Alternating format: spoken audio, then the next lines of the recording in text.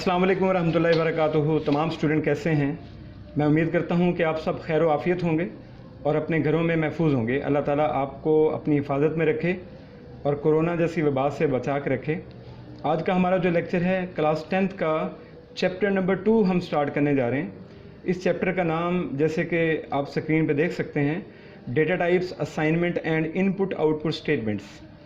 तो इससे आपको अंदाज़ा हो जाना चाहिए कि ये हमारा जो चैप्टर नंबर 2 है, यहाँ से GW बेसिक की प्रोग्रामिंग स्टार्ट होती है। चैप्टर नंबर 1 जो है वो ओवरऑल एक जनरल चैप्टर था प्रॉब्लम सॉल्विंग के हवाले से, लेकिन यहाँ से एक्चुअल हम ये सीखेंगे कि प्रोग्राम को डिज़ाइन कैसे करते हैं, प्रोग्राम बनाने के लिए क्या रिक्वायरमेंट होती हैं, कौन सी स्टेटमेंट्स, कौन सी कमांड इस्तेमाल होंगी, प्रोग्राम बनेगा कैसे, सेव कैसे होगा, प्रोग्राम को एग्जीक्यूट कैसे किया जाएगा।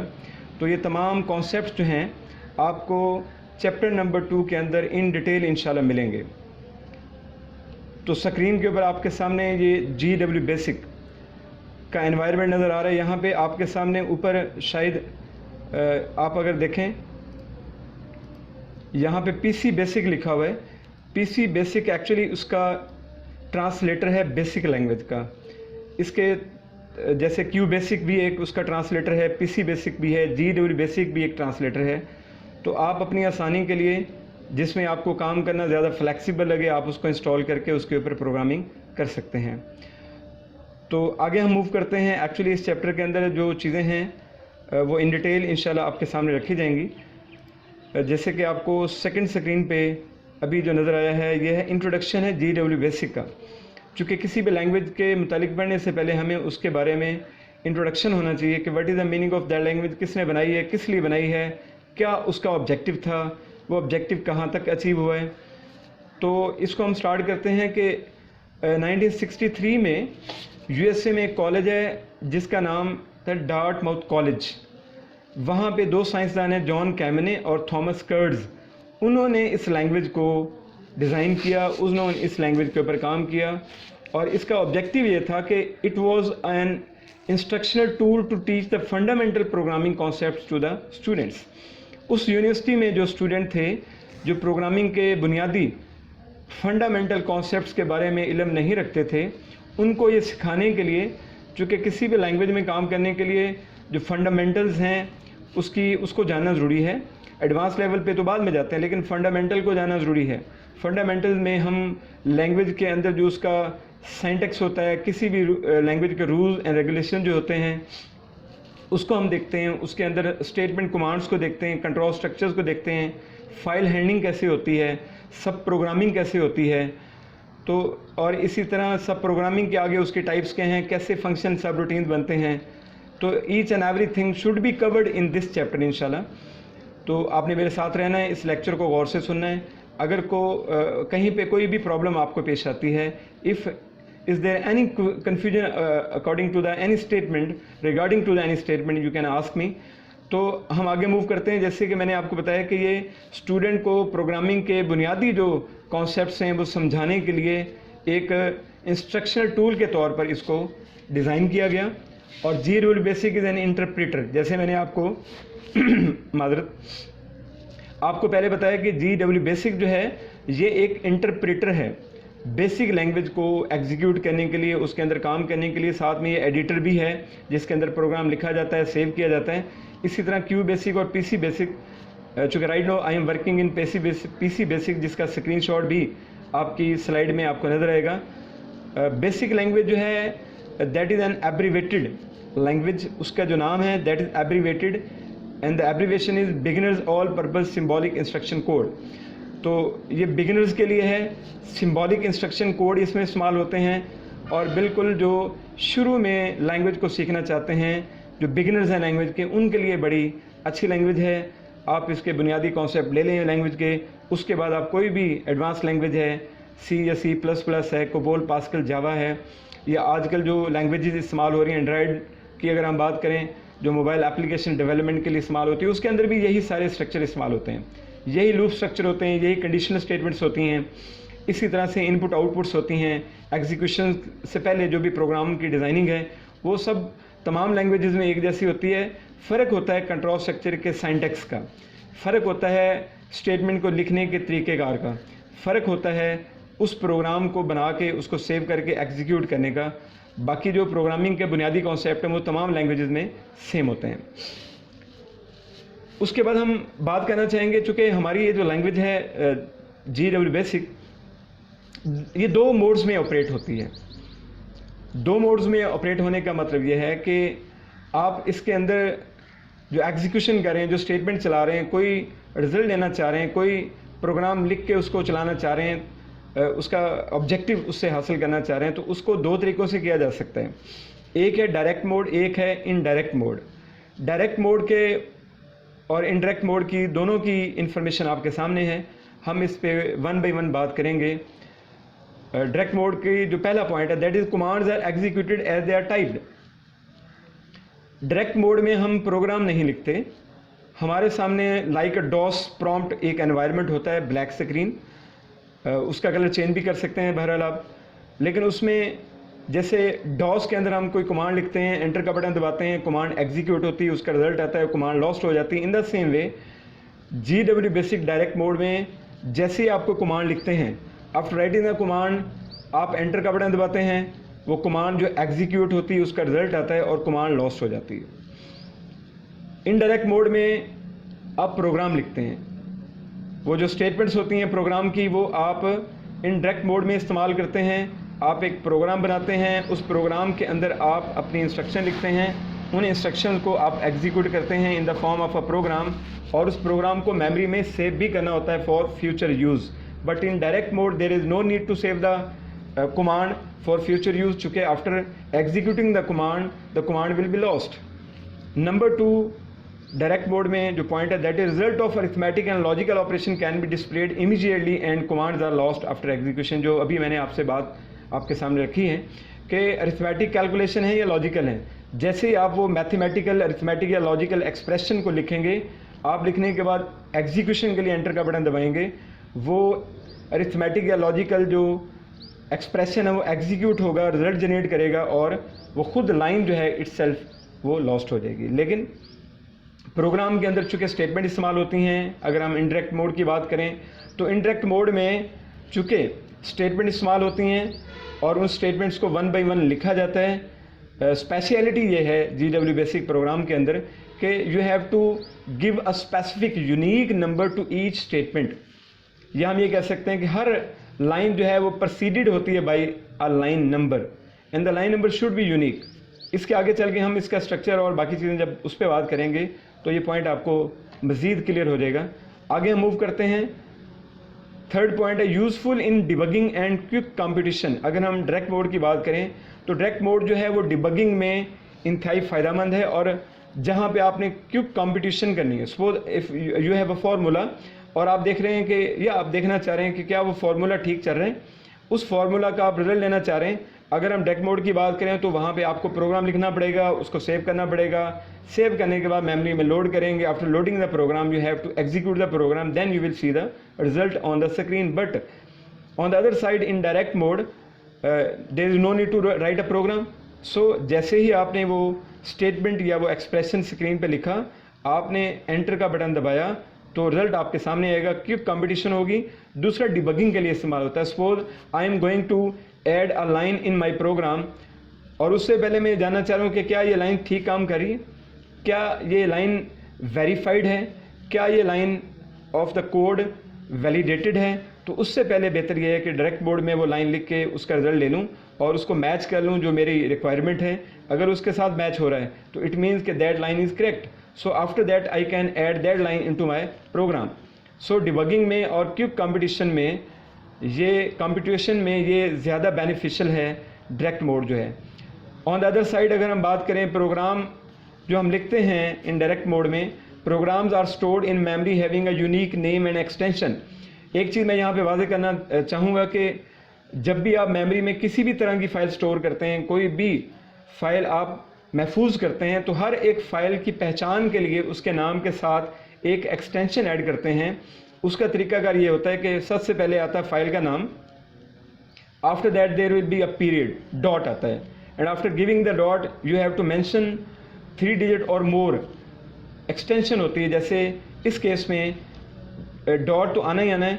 Base is the extension of basic program, जैसे you know MP3, MP4, DOC, XLSX, ये सारी एक्सटेंशन है। PPTX पावर पॉइंट की है।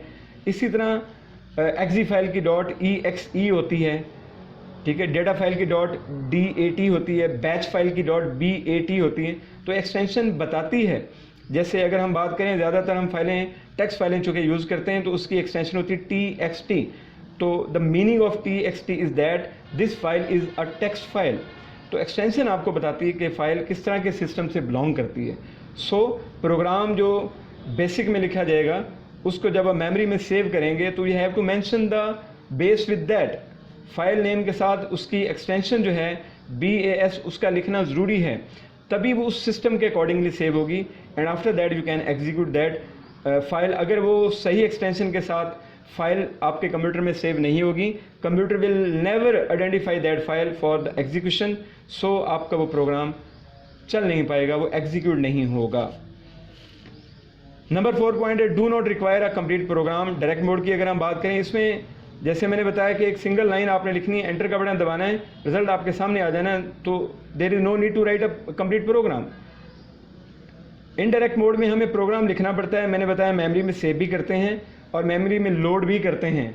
बाय डिफ़ॉल्ट जब आप एक प्रोग्राम लिखते हैं वो मेमोरी के अंदर ही लोड होता है, लेकिन अगर आपने एक प्रोग्राम को फ्यूचर के लिए महफूज किया है और after some time you want to execute that program, तो first of all you have to load that program into the memory। memory का मतलब RAM। आपकी हार्ड डिस्क से उस प्रोग्राम को RAM में लोड करेंगे। After loading into the RAM आपकी रन कमांड जो है इस्तेमाल होगी फॉर एग्जीक्यूशन। आप उसका नाम लिखेंगे रन के आगे और एंटर का बटन दबाएंगे तो फाइल एग्जीक्यूट होगी और उसका रिजल्ट जो है आपके सामने स्क्रीन पे आ जाएगा। तो this is the main 4 difference हैं डायरेक्ट मोड में और इनडायरेक्ट मोड में। माजरत। तो इस हवाले से ये बड़ा क्लियर है डायरेक्ट मोड और इनडायरेक्ट मोड। इसके आगे मज़ीद एक्सप्लेनेशन भी आपको नज़र आएगी, तो उसके लिए हम आगे मूव करते हैं नेक्स्ट स्लाइड के ऊपर। ये देखें, this is the direct mode and this is the indirect mode. अगर आप गौर करें तो डायरेक्ट मोड की ये है PC बेसिक लैंग्वेज का जो एडिटर है और उसका जो कंपाइलर ट्रांसलेटर है, वो पूरी एक एप्लीकेशन है, वो आपके सामने है ये लेफ़्ट साइड पे। और इसी तरह अगर आप राइट साइड पे देखें इस साइड पे, तो ये है indirect mode. You can C on the screen के डायरेक्ट मोड में मैंने यहाँ पे एक स्टेटमेंट लिखी है, that is print 123 + 45 - 32 divided by 4। अब बॉर्ड मैथ फार्मूला के अकॉर्डिंगली जिस ऑपरेटर ने पहले एग्जीक्यूट होना है उसके अकॉर्डिंगली पूरी कैलकुलेशन होगी। जैसे ही ये स्टेटमेंट लिखने के बाद एंटर का बटन दबाया जाएगा, एंटर का बटन दबाते ही 160 रिजल्ट जो है स्क्रीन के ऊपर डिस्प्ले होगा और साथ ही नीचे ओके लिखा आ जाएगा।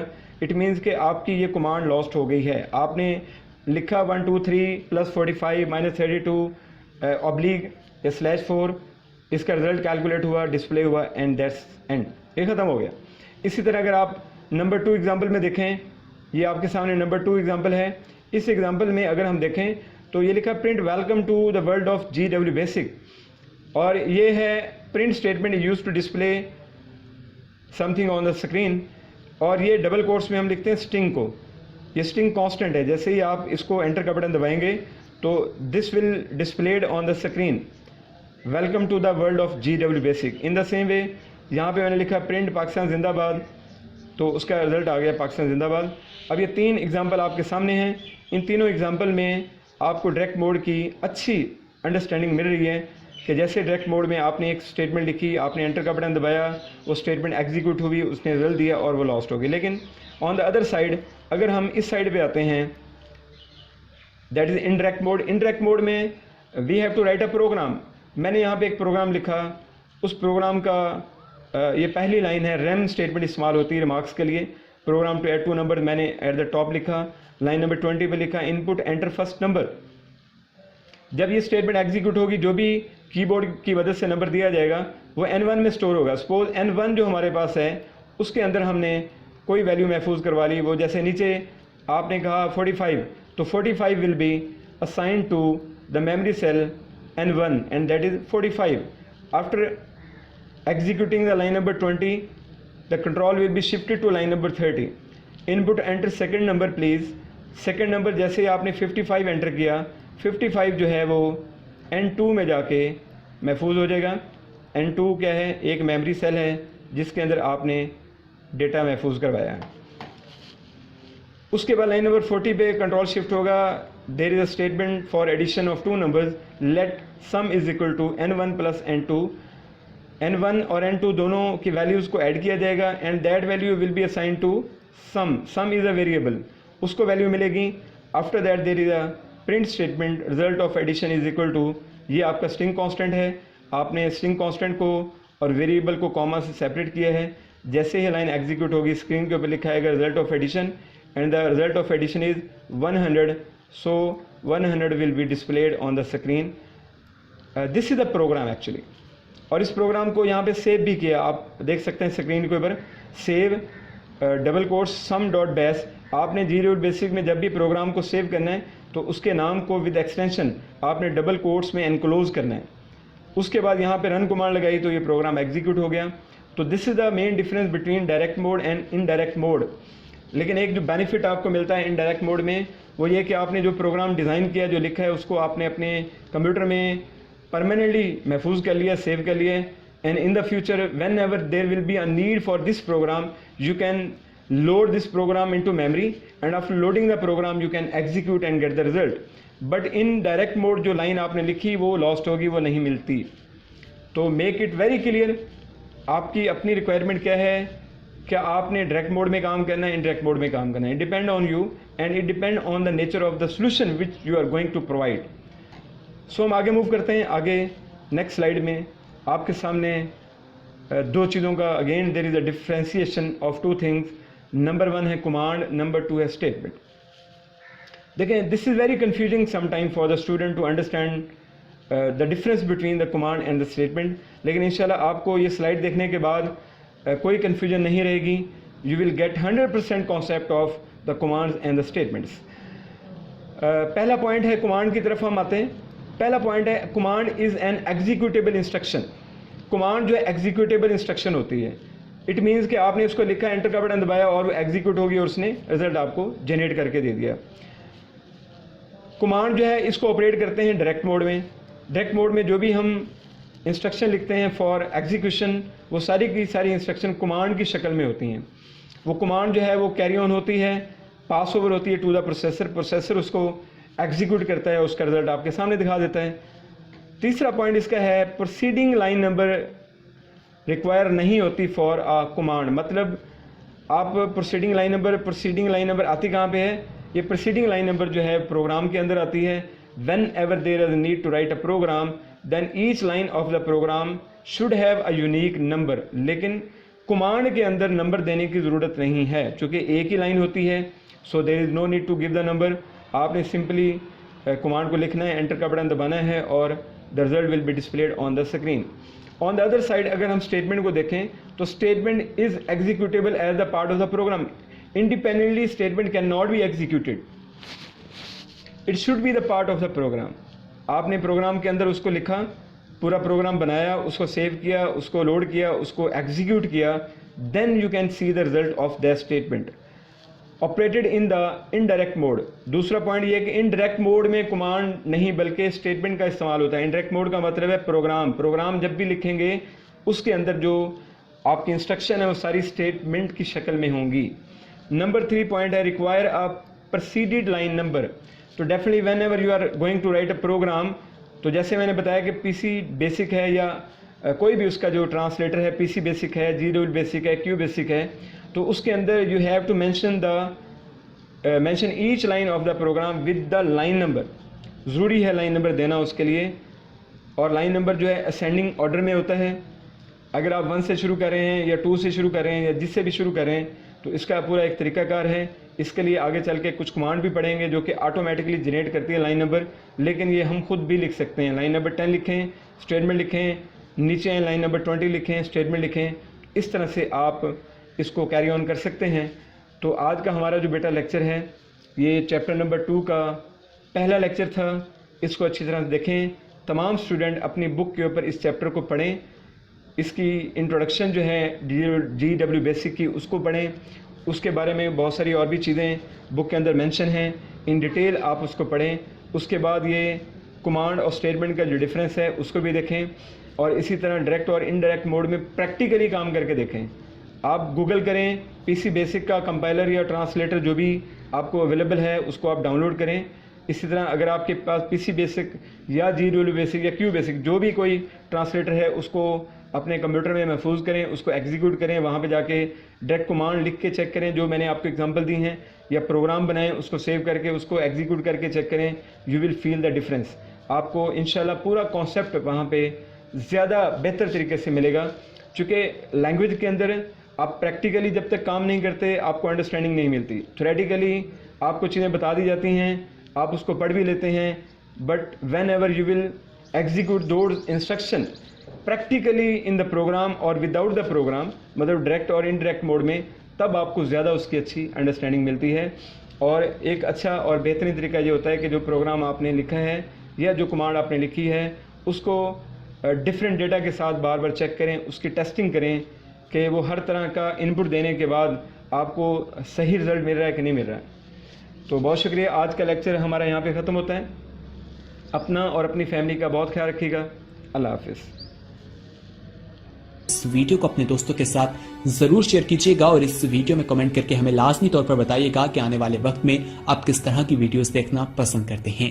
और अगर आपने अभी तक हमारा चैनल सब्सक्राइब नहीं किया तो फौरन सब्सक्राइब कीजिए, साथ ही बेल आइकॉन पर क्लिक करें ताकि मजीद आने वाली वीडियो जो वक्तन फवक्तन आपके लिए इस चैनल पर अपलोड करते हैं वो आपको वक्त पर मिलती रहें और आप उनसे मुस्तफीद होते रहें। अगली वीडियो तक हमें दीजिए इजाजत, अपना ख्याल रखिएगा। अल्लाह हाफिज।